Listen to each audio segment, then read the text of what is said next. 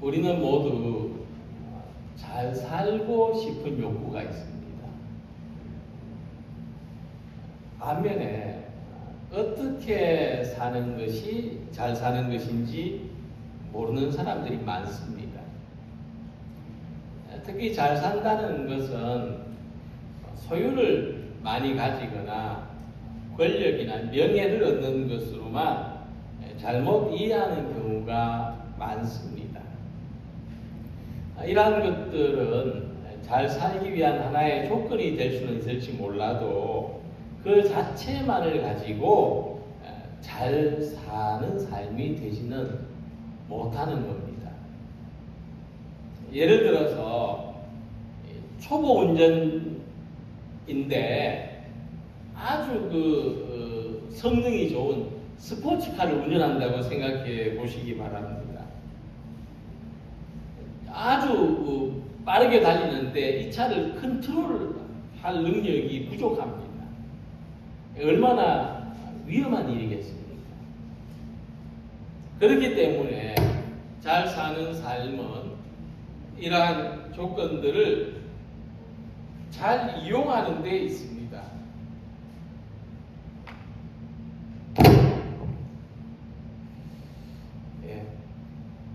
그래서 미가 선지자는 이 잘 사는 삶을 다르게 표현합니다.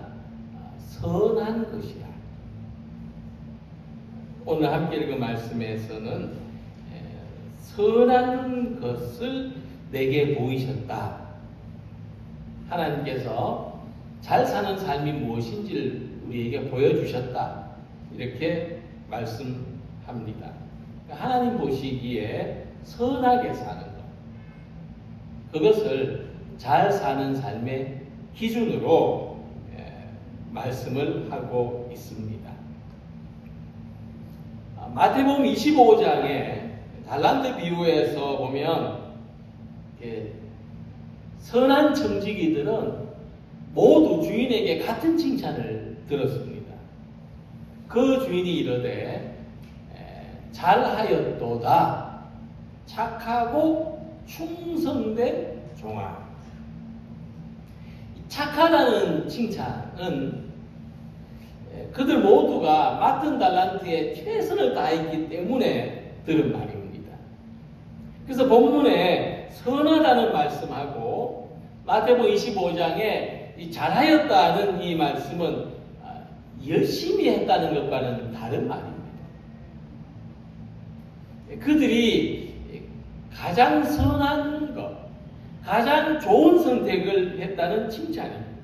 그래서 칭찬받은 종들의 공통점은 가장 좋은 선택을 한 겁니다. 주인에게 받은 달란트를 가지고 어떻게 할까? 어디에 사용할까?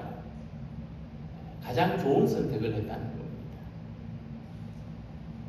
반면에 한 달란트를 받은 종은 어떻게 할까? 이 달란트를 어떻게 할까? 생각하다가 주인이 올 때까지 땅에 묻어 숨겨두었습니다.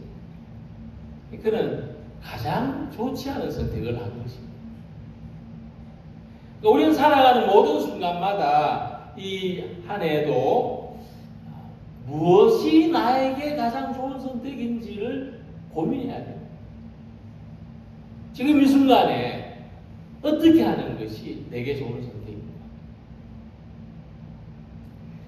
그렇게 하지 않고 그냥 상황에 따라서 살거나 또 뭐 내 욕망대로, 욕심대로 살면 우리는 잘 사는 삶과는 점점 멀어질 수밖에 없습니다. 그래서 함께 읽은 말씀을 보면은 하나님 앞에서 예배하는 이 사람이 내가 어떻게 살아야 최선일까? 내가 하나님 앞에서 무엇을 해야 잘 사는 삶일까? 하는 고민을 볼 수가 있습니다. 내가 양을 한 1000마리쯤 제물로 바치면 잘하는 걸까? 1년 된 송아지를 준비해서 제물로 드릴까?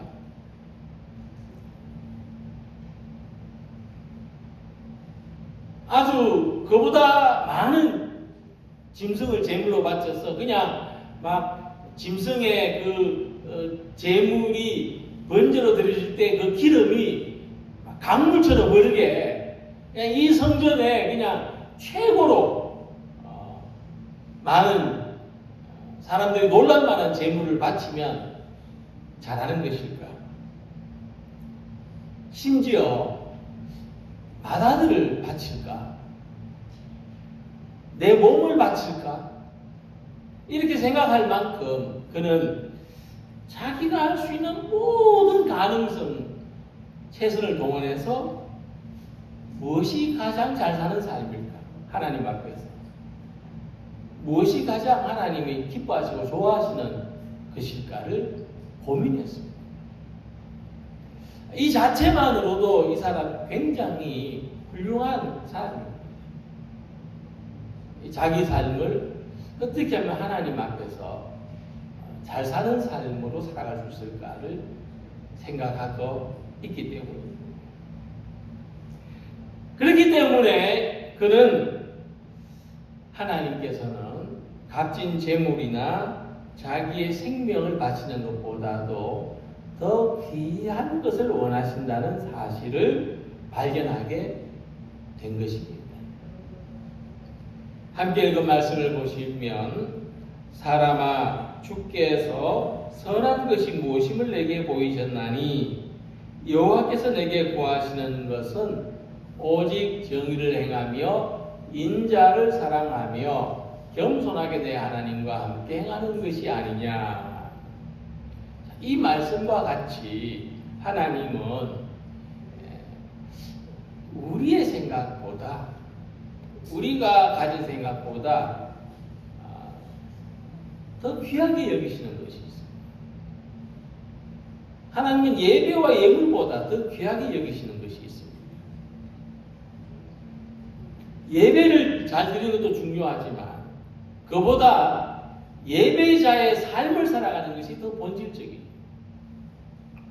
미가 선지자의 말씀과 같이 예배자의 마음은 하나님 앞에서 선하게 살아가려는 마음입니다. 내 삶 전체를 하나님이 기쁘게 받으시는 예배가 되게 하고 싶다는 마음입니다. 그 삶이 어떤 모습인가? 첫 번째로 그것은 하나님 보시기에 바르게 사는 것입니다. 본문에서 오직 정의를 행하며 라고 했을 때 이 정의는 바른 것을 말하죠. 근데 자기 생각에 바른 것이 아니라 하나님 보시기에 바른 것을 말합니다. 자기 생각에 바른 거하고 하나님 보시기에 바른 것은 다를 수 있습니다. 이스라엘 백성들이 출애굽하고 가나안 땅에 정착했을 때 이렇게 살았다고 했습니다. 사람마다 자기 소견에 옳은 대로 행하였더라. 사사기 17장 6절 하반절 말씀입니다. 출애굽한 이스라엘 백성들은 노예에 살면서 자유를 얻었습니다. 자유라는 게 뭔지 모르고 살던 사람이 자유를 얻습니다. 엄청난 겁니다. 그런데 삶의 기준이 없었어요. 이 자유를 가지고 어떻게 살아야 하는지, 이 어마어마한 재물과 이 어마어마한 명예와 이 어마어마한 권력을 어떻게 사용해야 될지 몰랐어요. 그래서 자기 소견에 옳은 대로 했어요.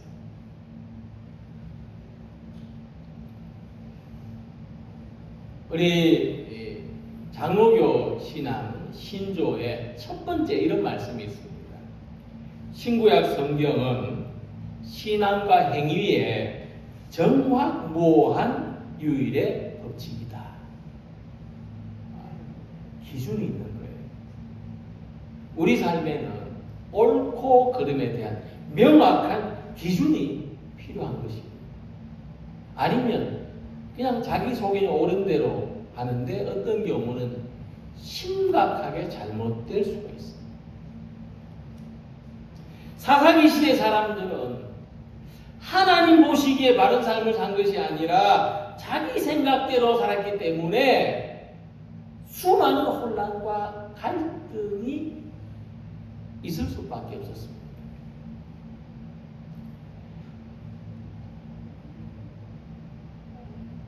누가복음 10장에 보면 예수님께서 모인 사람들에게 이런 문제를 내십니다. 문제로 생각해 볼 수가 있는데, 제사장과 레위 사람이 성전에 올라가다가 강도를 만나서 다 죽어가는 사람을 발견했는데 어떻게 해야 될까? 그 시대 사람들은 답을 잘 알고 있었습니다. 제사장과 레위 사람은 지켜야 될 규칙이 있으니 피해 가야 된다. 이게 정답입니다. 하지만 놀랍게도 예수님은 이 강도 만난 사람을 도와준 사람,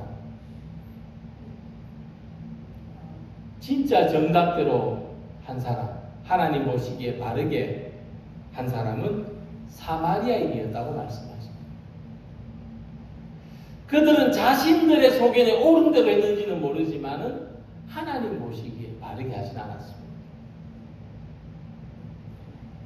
근데 사마리아인은 당시 유대인들에게서 동등한 대접을 받지 못하고 차별을 받았던 사람들이었다는 것입니다.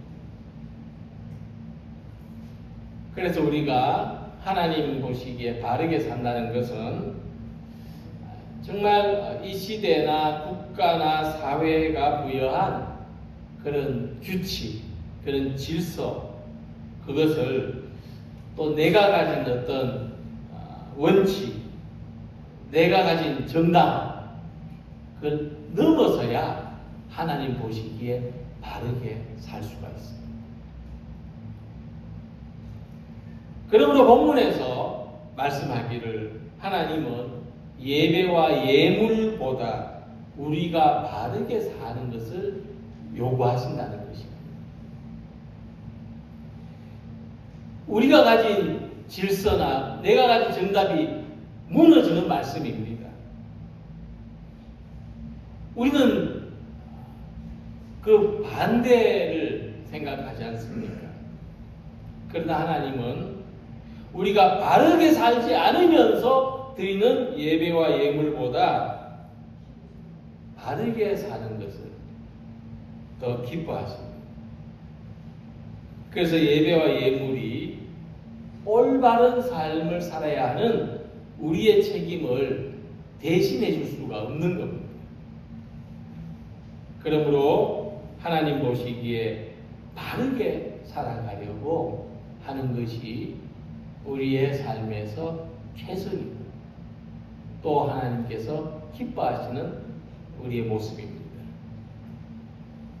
창세기 이야기를 보면 창세기에서 그 요셉이 주인의 집에서 모든 것을 관리하는 역할을 맡지 않습니까? 근데 주인이 한 가지 맡기지 않은 게 있어요. 요셉에게 다 맡겼는데 뭘 안 맡겼느냐? 창세기 39장 6절 보면 주인이 그의 소유를 다 요셉의 손에 위탁하고 자기가 먹는 음식 외에는 간섭하지 아니하였다. 자기가 먹는 음식은 안 맡겼어요. 요셉에게. 이게 뭘까? 문자적으로 보면은 요셉이 이방인이기 때문에 자기가 먹는 음식을 그러면 직접 해 먹었나? 이렇게 생각할 수도 있습니다. 근데 이 당시에 이 속된 표현입니다. 그것은 자기가 먹는 음식이란 말은 자기 부인을 이야기합니다. 그 39장 9절 보면은 알 수가 있어요. 요셉이 말하기를 주인이 내게 부인 외에는 모든 걸 다 맡겼다. 다 내 임의대로 하라고 맡겼다. 이렇게 말합니다. 연결이 됩니다. 보디발 아내가 요셉을 유혹했습니다. 요셉이 이렇게 말합니다. 내가 어찌 이 큰 악을 행하여 하나님께 죄를 지으리까? 우리의 생각대로 어떻게 말해야 됩니까? 주인이 보디발이 내게 이것만큼은 허락하지 않으셨습니다. 이렇게 말해요. 주인이 내게 금지하셨습니다. 이렇게 말해야 되지 않습니까? 근데 요셉은 하나님께 죄를 지을 수 없습니다. 이렇게 말합니다. 주인이 명령했기 때문이 아니라 하나님을 두려워하는 것이 하나님 앞에서 바르게 사는 것입니다. 우리 어떤 순간에는 내 생각대로 하고 싶을 겁니다. 내가 원하는 대로 하고 싶을 겁니다. 그러나 하나님을 외면하지 않는다. 그것이 하나님 앞에서 바르게 사는 것입니다. 그래서 우리가 우리의 삶을 시작할 때 모든 문제와 상황 앞에서 하나님을 외면하지 않도록 하나님 앞에 믿음과 지혜와 용기를 구하는 우리 모두가 되시기를 소망합니다. 두 번째로 하나님 앞에서 우리의 삶은 자비를 사랑하는 것입니다. 근데 이 자비는 하나님의 자비를 말합니다. 보편적인 자비가 아니라 하나님의 자비. 또 그것은 사랑을 행하는 것이라고도 번역이 됩니다. 하나님의 자비를 사랑하는 것은 곧 사랑을 행하는 것이다. 그리고 공동번역 성경을 보면은 우리가 사랑을 행하는 것은 우리에게 베푸신 하나님의 은덕에 보답하는 것이라고 했습니다. 자, 그것은 우리가 사랑을 베풀 만한 특별한 여유나 마음이 있어서가 아니라 하나님의 사랑에 보답하는 것. 예를 들어서 사탕을 10개 받았어요. 선물로 10개 받으면 한두 개는 나누어 줄 수 있잖아요.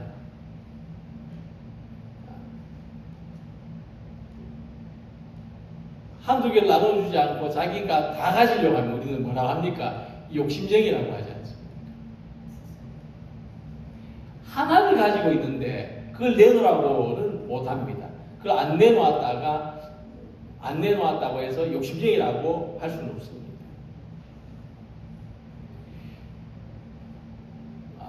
유대인의 제사에는 나눔이 있습니다. 특별히 화목의 제사에는 성전에 모인 모든 사람들과 함께 제물을 나누어 먹습니다. 그것이 자비라는 겁니다. 하나님의 자비는 그런 겁니다. 그래서 자비를 사랑함이 없는 예배에 대해서 이사야 선지자는 이렇게 말했습니다. 너희의 무수한 제물이 내게 무엇이 유익하뇨? 선행을 배우며 정의를 구하며 학대받는 자를 도와주며 고아를 위하여 신원하며 과부를 위하여 변호하라. 하나님은 하나님의 자비를 사랑하는 마음이 없는 예배를 기쁘게 받지 않으신다는 것입니다. 그래서 주일은 이 시간은 예배만 드리는 것이 아니고 하나님의 사랑과 은혜를 서로 나누는 것. 우리 안에 하나님의 자비를 사랑하는 공감대가 형성이 되고 우리가 서로에게서 그것을 느끼는 겁니다. 나도 하나님의 자비를 사랑하는 사람, 내 옆에 있는 분도 하나님의 자비를 사랑하는 사람. 우리는 같은 사랑을 가진 사람. 하나님이 세상을 이처럼 사랑하사 독생자를 주셨다는 말씀처럼 하나님의 사랑은 구체적인 대상이 있습니다. 마찬가지로 우리도 구체적인 대상과 사랑을 나누고 구체적인 이웃들과 함께 하나님의 위로와 평안, 새로운 힘과 소망을 나누는 것입니다. 기독교 영성가 필립 얀시가 말한 내용 중에 하나님의 은혜에서 우리가 가장 이해하기 어려운 부분이 있다고 했습니다. 하나님 은혜 우리가 가장 이해하기 어려운 부분이 뭐냐면 불공평하다. 하나님 은혜가 가진 특징이 불공평하다. 근데 예수님 말씀에 하나님이 해와 비를 악한 사람이나 선한 사람에게 고르게 나누어 주신다는 말씀이 있는데 뭔가 좀 상충되는 것 같지 않습니까? 예수님은 하나님의 은혜가 공평하다고 하셨는데 근데 필립 얀시는 불공평하다고 했습니다. 무슨 뜻이냐면 내가 선한 사람입니다. 내 입장에서 볼 때 악한 사람한테 비를 주시는 게 불공평해 보입니다. 비는 나한테만 와야 돼. 내가 선하기 때문에. 악한 사람한테는 비가 안 가야 돼. 그게 공평한 거예요. 그런데 하나님은 그렇게 하시지 않습니다. 그래서 불공평한 거꾸로 나한테는 비가 와요. 나한테는 해도 안 비죠. 근데 나를 제외하고는 다 비도 내리고 해도 비죠. 얼마나 불공평한. 그걸 하나님의 은혜라고 인정할 수가 없습니다. 하나님의 해와 비는 오직 선한 사람의 것이 되어야 합니다. 근데 입장을 바꾸어서 만약 내가 선한 사람이 아니고 악한 사람이라 하나님의 은혜는 정말 공평한 거예요. 그럼 우리의 실존에 대하여 이렇게 질문합니다. 나는 선한 사람일까? 나는 악한 사람일까?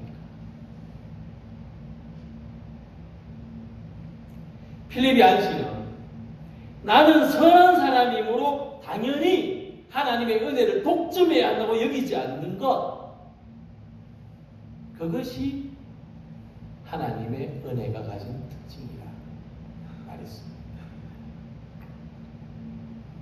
그래서 그리스도인의 사랑은 하나님의 이러한 자비를 사랑하는 겁니다.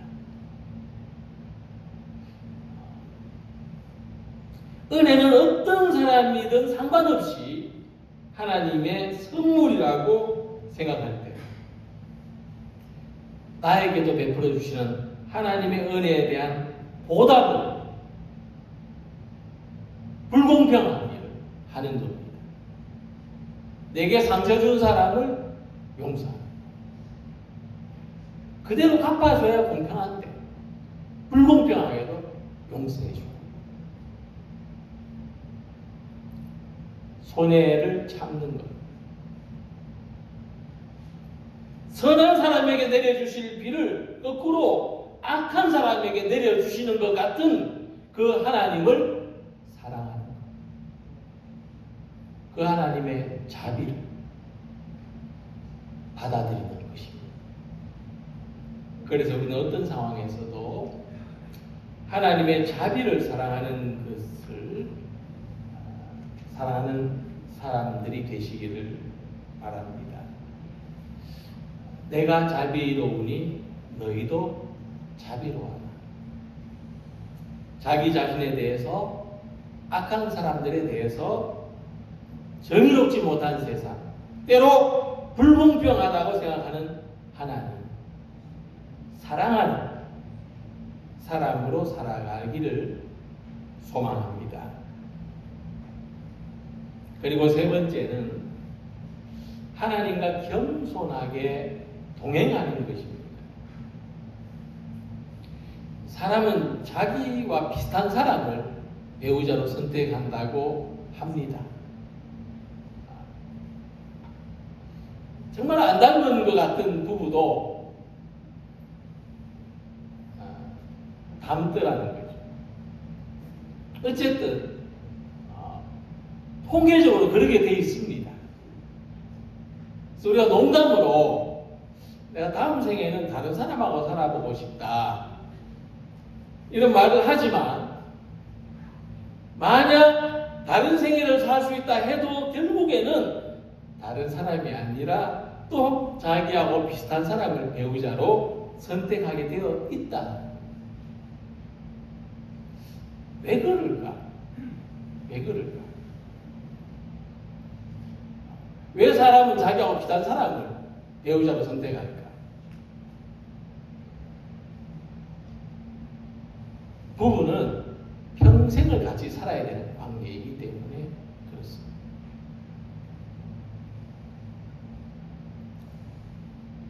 평생을 같이 살아야 되는데 다른 사람을 선택해 보십시오. 평생이 얼마나 괴롭겠습니까? 비슷한 사람을 선택해도 쉽지 않은데 다른 사람하고 같이 사는 것은 정말 힘든 일입니다. 그래서 히브리 말에 동행한다는 이 단어는 같이 산다는 의미가 있습니다. 우리가 하나님하고 동행하는 것은 하나님하고 같이 사는 겁니다. 평생이 아니라 영원토록 같이 사는 거예요.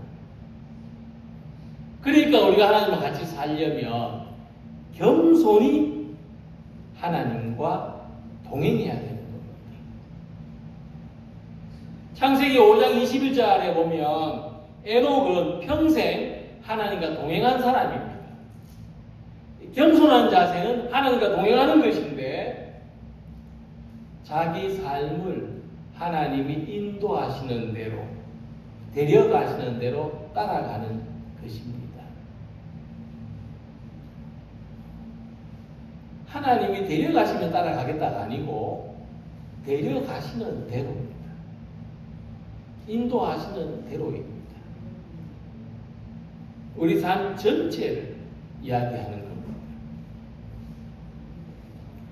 히브리서 11장 5절에 에녹의 삶에 대해서 이런 해석을 합니다. 그는 옮겨지기 전에 하나님을 기쁘시게 하는 자라는 증거를 받았느니라. 에녹은 분명히 다른 사람들하고는 삶의 모습이 달랐습니다. 그는 아담의 7대손인데 똑같이 아담의 7대손인 라멕이라는 사람이 있습니다. 그는 가인의 계열인데 이 라멕은 어떻게 살았느냐? 자기가 가진 힘을 과시하며 살았어요. 뽐내고 자랑하고 과시하고 심지어 하나님의 심판까지도 비웃었습니다. 그러나 에녹은 겸손히 내가 나의 모든 것이 하나님의 은혜의 선물이라는 것을 인정하고 고백하면서 겸손히 하나님과 동행하는 삶을 살았습니다. 그래서 하나님은 에녹을 기쁘게 여기셨다 하는 것이 히브리서의 해석입니다. 하나님 앞에 겸손히, 하나님과 겸손히 동행한다는 것은 하나님께 동의하는 겁니다. 하나님의 뜻에 동의하고 가자는 대로 가는 거죠. 근데 사실 사람은 안 그렇습니다. 아우구스티누스는 어릴 때부터 예수님 이야기를 기가 막히게 들었습니다. 근데 그는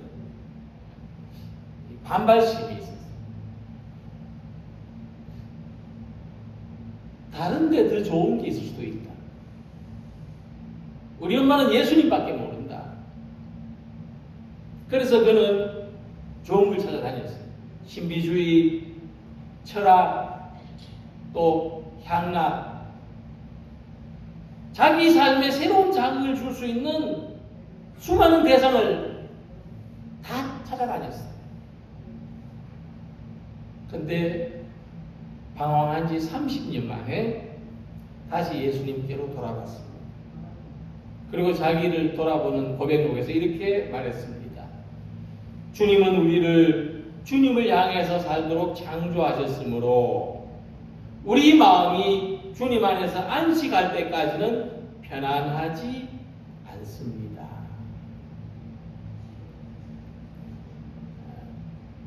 주님 안에 머물기 전까지 내게 안식, 내게 평안이 없었나이다 하는 문장입니다.